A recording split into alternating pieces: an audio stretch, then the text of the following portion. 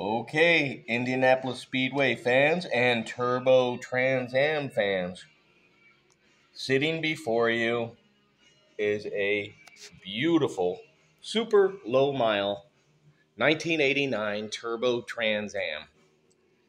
And for those of you non-GM people who are aware of this car, this is basically the old Buick Grand National and the GNX with the big turbo on the 3.8. That's what this is. It's a 20th anniversary Trans Am. But this is 1989, several years after, with all the improvements. And even though this car came from the factory, rated at 250 horsepower, you are looking at a vehicle, basically, that is just like the Grand Nationals. But look at that front end. No grill on the front cover. Isn't that strange? All the cooling is done from underneath with the intercooler and blah, blah, blah. But again, total production on these cars was 1,555. And they are very special because they have the specialized BBS type wheels, which are all aluminum, super lightweight. Everything is geared towards performance and racing, just like the Grand National was. But this has a big fat intercooler on it and a big turbo, of course. And a friend of mine out of Orlando, which is retired police enforcement, his name is Clay.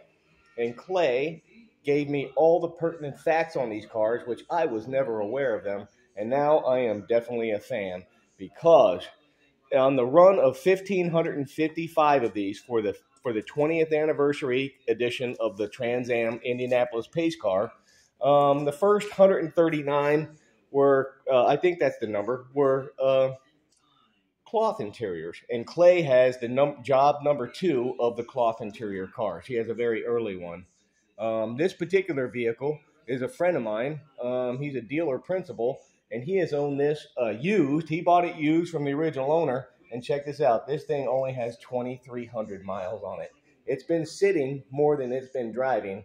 And basically, we're getting it cleaned up, operating, back to running fashion. And what you're looking at is a super rare, beautiful car.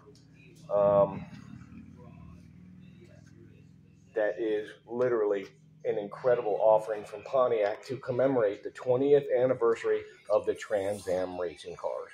I am personally a particular fan of Trans Am cars. I have a 70 Boss 302, and I really like what they did in the Trans Am Championship. So, dear 20th anniversary Pontiac Trans Am owner, you got the letter right there. This box right here, I'm told, will get quite a bit of money on eBay in the condition it's in. And so will the car with only 2,300 miles. However, you've got all the other supporting documentation right there. Window stickers, blah, blah, blah, blah. And sum total is you have a lightweight car, about 3,300 pounds from the factory, and they put a 3.8 V6 in here with a huge fat turbo and an intercooler, and it's amazing, man. These cars freaking scoot. They were designed for one thing, and being released to the public, it's amazing for 1989 type times how powerful these cars were. One thing is GM would never let any other division encroach on the king of muscle, which was the Corvette. However, in this particular case, with the Grand Nationals, and especially with this particular one, it encroached right up into Corvette territory as far as power to weight and suspension and specialty equipment. So, in sum total, what you have is a beautiful, rare car, 2,325 miles on it, and just a beautiful collector timepiece. This is Gause Garage. Thank you for tuning in. Have a great day.